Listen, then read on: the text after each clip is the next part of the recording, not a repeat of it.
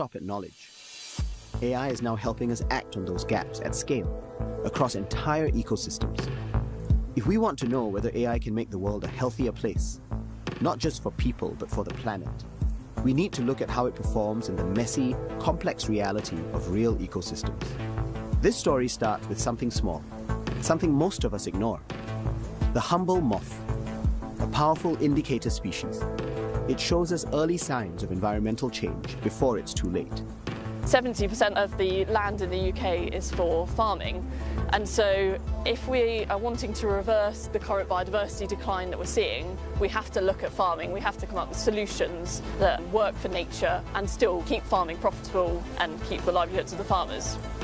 So this system is for monitoring biodiversity. Traditionally, scientists have gone out and done a lot of hands-on monitoring. It's quite time-consuming, it takes very key skills, but you can only do so much with that, and we need to monitor biodiversity at scale to be able to then know what's there, know what it's reacting to, what it's threatened by, so then we can put effective solutions based on evidence in place, and then help farming to be better for nature. So what are these devices and how does each of them help you to do what you just described? Yeah, so this is the AMI system. AMI stands for Automated Monitoring of Insects. Slightly misleading because that's what we originally designed the system to monitor. Now we also have acoustic monitors, so recording sound as well for birds and bats as well as insects. This is our LEPI LED light, which lets out UV and white light and other colours as well. Designed specifically to attract moths. So this will turn on automatically at night at sunset. The moths are drawn into the system, and some of them land on this board. We then have a camera in this unit here, and this takes images every minute. So the system is controlled by a little computer in here. Is all set up just to work autonomously, and this then in combination with the solar panels and some big car batteries.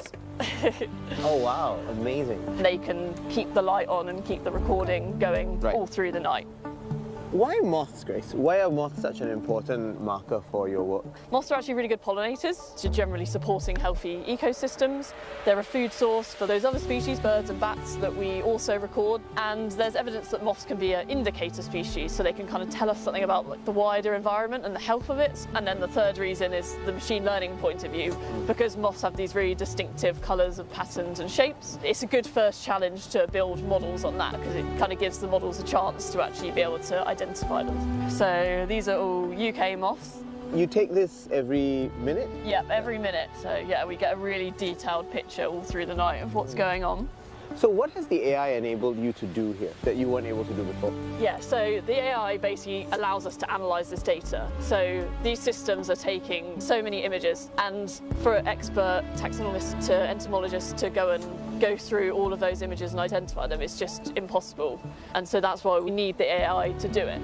We have models for each region, so there's a Thailand model, there's a Panama model, there's a Singapore model. What prompted us to bring the project here to Singapore? So the AMBER project is a global project, but originally these automated traps were designed and implemented in temperate regions, so in the UK and in the USA. And what CEH really wanted to do was to find out how well these traps would work in tropical regions. And how well do the AI systems work here? And that's always the problem for tropical systems, because we have very hyper-diverse systems, so we have many, many species, and we're also lacking a lot in taxonomists and experts in the region to be able to identify those species. So at the moment, the algorithm still requires quite a lot of training. 10 of the original traps are now scattered all over Singapore, but there's also an 11th. So over here you can see the new system, quite different and very portable. So actually, compared to this is so much easier to assemble as well as to deploy. We are the first in the tropics to roll this out. Yeah, here in Gardens by the Bay.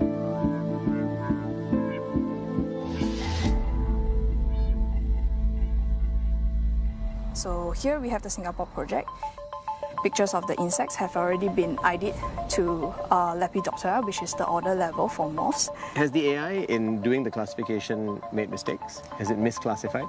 Definitely, this algorithm has not been greatly trained using tropical insects or tropical moths. A lot of this data set have been using temperate data. So what we'll do is we'll go through and confirm whether the ID that is being given by the algorithm is correct. So it sounds like AI is very far from substituting for humans at this stage, right? You still need the human in the loop, and you need humans supervising the overall process here. Yes, definitely, and definitely in tropical situations.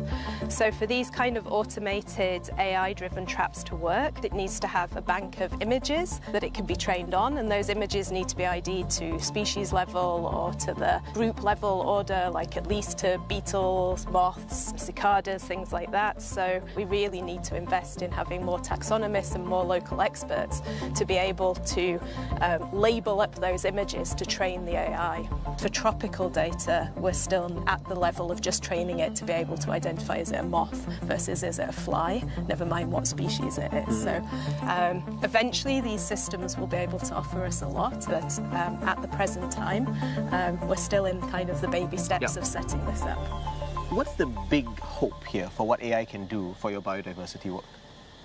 So I think the big hope is that we would be able to have these systems operating in multiple countries and collecting all this data and bringing all this data in together, and then for us to be able to answer big global questions. So we've heard that insects are declining, insect Armageddon, but actually most of the data that we have for that comes from temperate regions, and there's huge gaps in tropical knowledge about how much they're declining, which groups are declining, because we're missing that critical data. So having these data sets would allow us to look across these global scales about how insects are responding to climate change, to habitat change, over the whole of the world, right? So this is hugely important if we're going to think about global biodiversity responses and how we try and tackle these. That's the dream, but we're not quite there yet. AI in the tropics has some limitations at the moment, and that's the goal of the AMBER project, is to work towards overcoming those limitations.